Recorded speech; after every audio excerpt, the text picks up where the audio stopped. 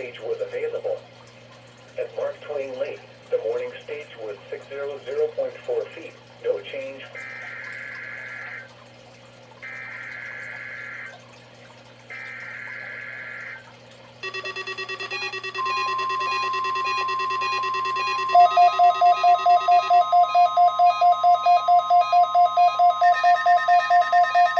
This is a test of the NOAA radio alert system. During hazardous weather and emergency situations, the alert tones which were just broadcast will automatically activate special receivers to alert you of impending hazard. This test is normally conducted weekly around 11 a.m.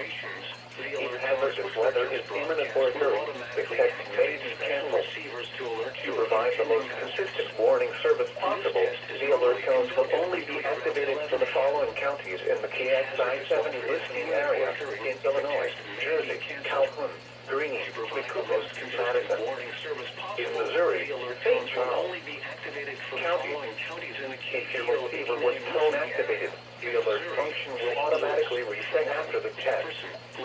This concludes our test for this week in